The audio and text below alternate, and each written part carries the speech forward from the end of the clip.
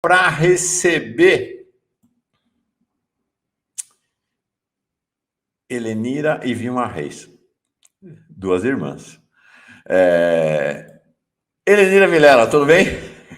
Tudo bom, Mauro? Bom dia, comunidade do Fórum Café. Tudo bem, estamos aí, na briga, como sempre.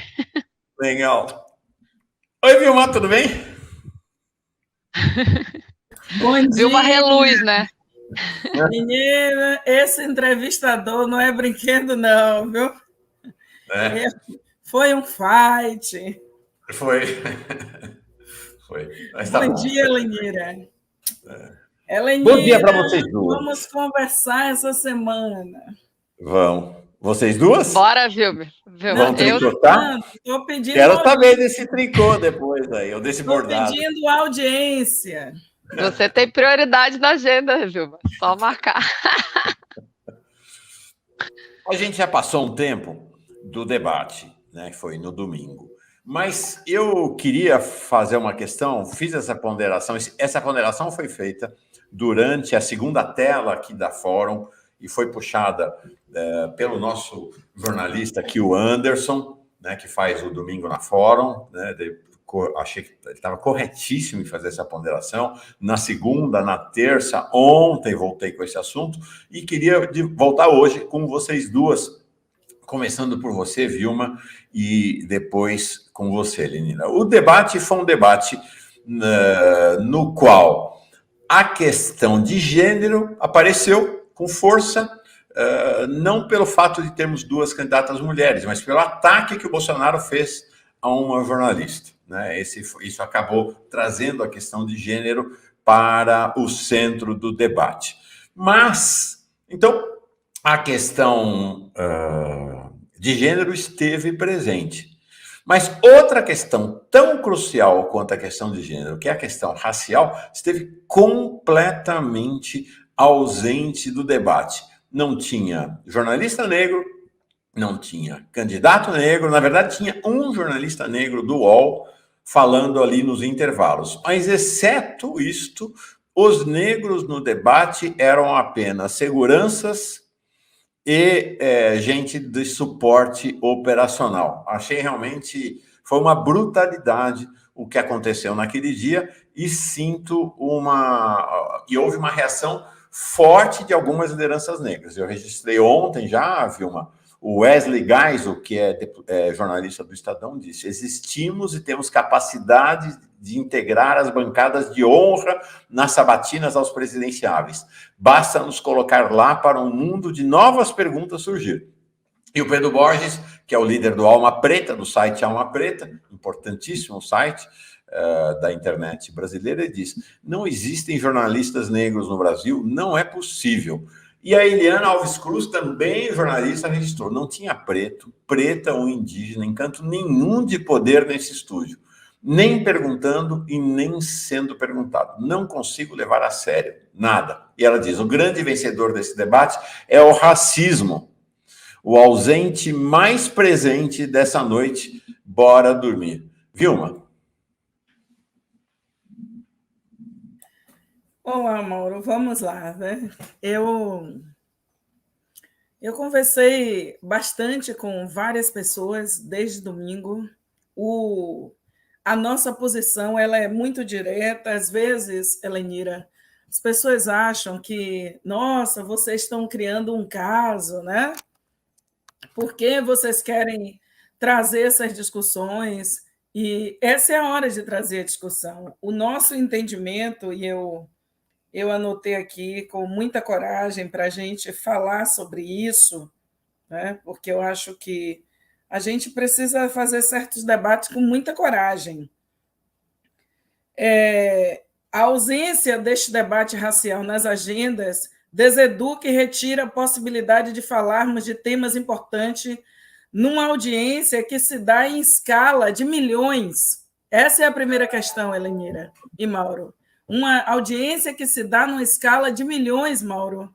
A gente perdeu a oportunidade de levantar temas fundamentais para o Brasil numa semana que nós estávamos entrando na semana dos 10 anos da Lei de Cotas, a Lei 12.711, que é uma lei que mudou a fotografia das universidades brasileiras, assim como mudou dos IFES, os institutos federais, que lá nos anos 90, no início dos anos 90, quando eu fazia ensino médio, para nós que víamos da periferia, acessar um instituto federal era coisa quase que inimaginável.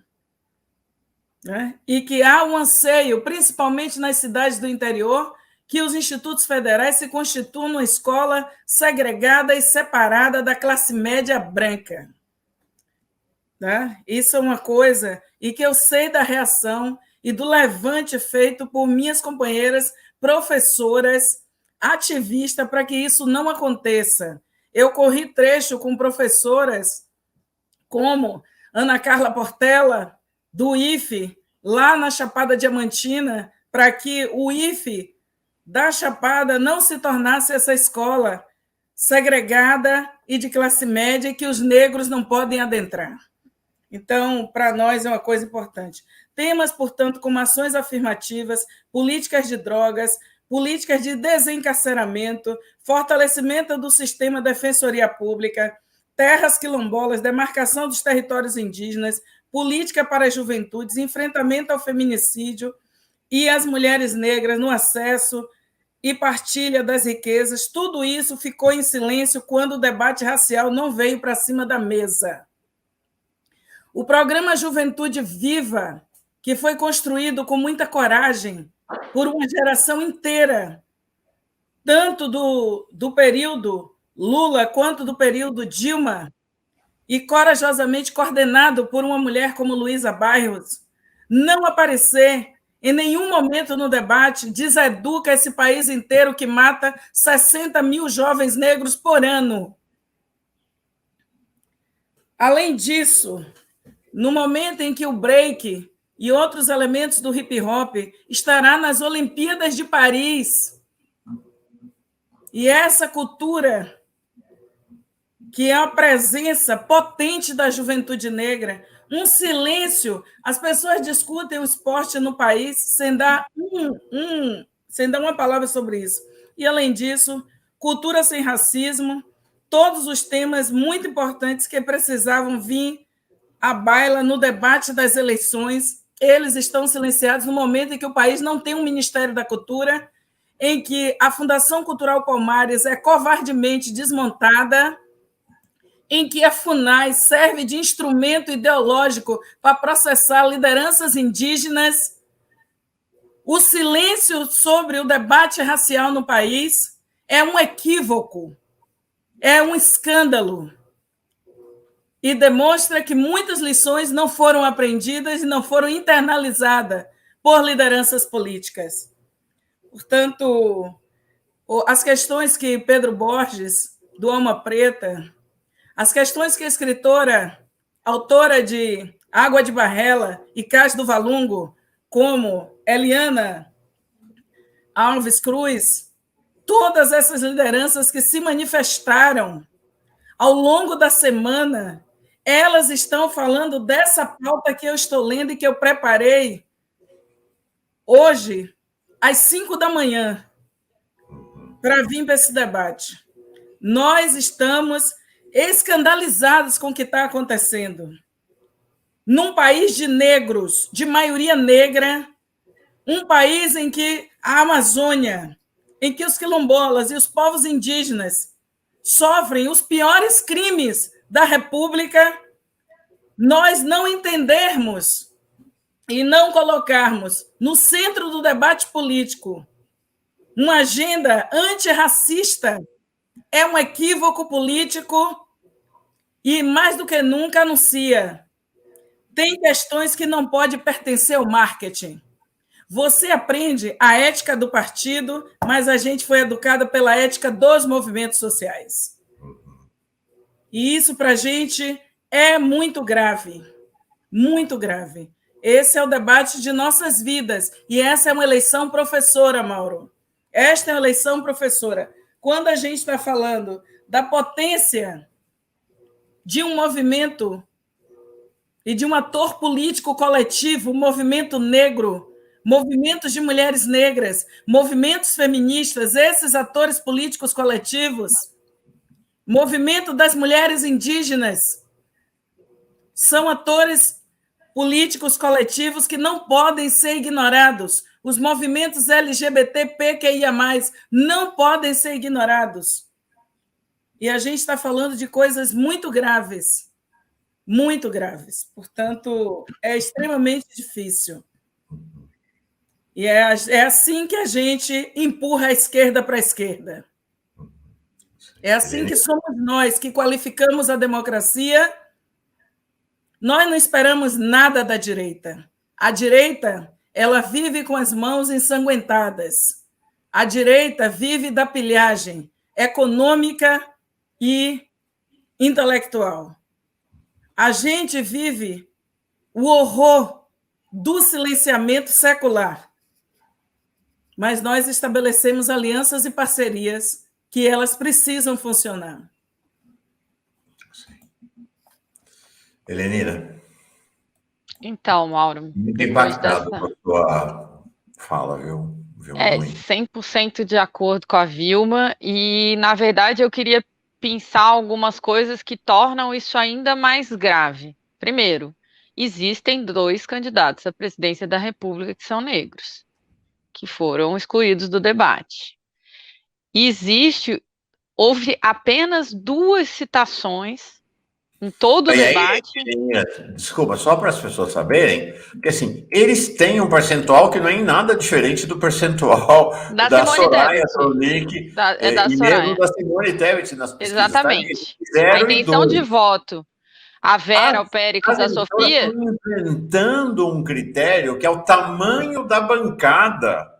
Na verdade, eles inventaram um critério para poder colocar a terceira via, que é quem, de fato, essa mídia corporativa queria eleger, dentro do debate. Porque se você escolhesse o critério de intenção de voto, a Simone Tebet e a Soraya Tronic estariam fora, o que seria ruim também não ter nenhuma mulher. Eu não estou dizendo que eu estou defendendo que fosse assim.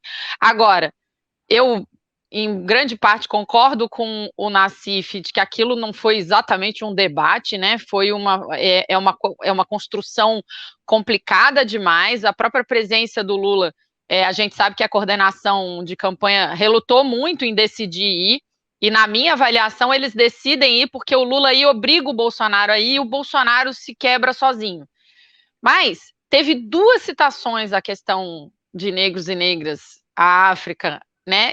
Uma delas, a Simone Tebet, ao ser perguntada sobre, na verdade, ao comentar a resposta sobre a questão da paridade no governo, ela diz que assumiu o compromisso de ter paridade no governo e que vai ter representação de negros e negras. Foi a única citação positiva, digamos assim, e aquela citação tristíssima, para dizer o mínimo, do Ciro Gomes, fazendo referência ao que ele chama de fundão da África, né, que é um pensamento colonizado, eurocêntrico, que não consegue entender que a África é sim lugar de desenvolvimento, de ciência e tecnologia, e se não é mais, é porque os brancos europeus, aqueles bárbaros, assassinos, estupradores, destruidores de cultura, foram lá e arrasaram tudo. Mas tudo não, arrasaram um monte de coisa. Então, acho que é importante a gente, primeiro, pensar essas 2 coisas, né? Não só não foi citado e não foi debatido como é exigência da realidade brasileira, porque se isso é uma coisa que povoou o debate nos Estados Unidos, onde a população negra é 14% da população do país, como é que isso some de um debate do país que tem a maior população negra fora da África e que tem 56% da população negra? Isso significa, e aí quando a Vilma faz esse chamado, né, esse dedo na cara que tem que ser feito, eles não estão deixando de debater alguma coisa de minoria, alguma coisa desimportante. A gente está falando do centro da estrutura, da história e da existência desse país, da existência atual. Então, nós não estamos falando de uma coisa que possa desaparecer do debate. Omitir é uma decisão. É calar, é apagar, é fingir que não existe 3 séculos quase 4 séculos de escravidão. É fingir que não existe genocídio da população negra. É fingir que não existe genocídio da população indígena. E aí, eu vou falar uma frase que é: eu acho que o Lula fez o que tinha que fazer no debate, a menos nesse assunto. E eu fui apurar, o Lula estava acompanhado de 16 pessoas nesse debate. Eu fui perguntar. Tinha 3 mulheres, a Gleisi, a Janja e a Lu Alckmin. Ou seja, só tinha uma mulher da política. Em 16 pessoas. E todos eram brancos. Todos os 16. E é por isso que isso acontece, porque quando você não tem diversidade em quem está com você, o seu pensamento é restrito como o grupo que você está tratando. E aí eu preciso ressaltar, porque eu tenho falado, então eram 13 homens brancos de meia idade. Isso significa um pensamento restrito ao ponto de vista de um Brasil de 20% da população. Que são os homens brancos letrados, se é que são 20%.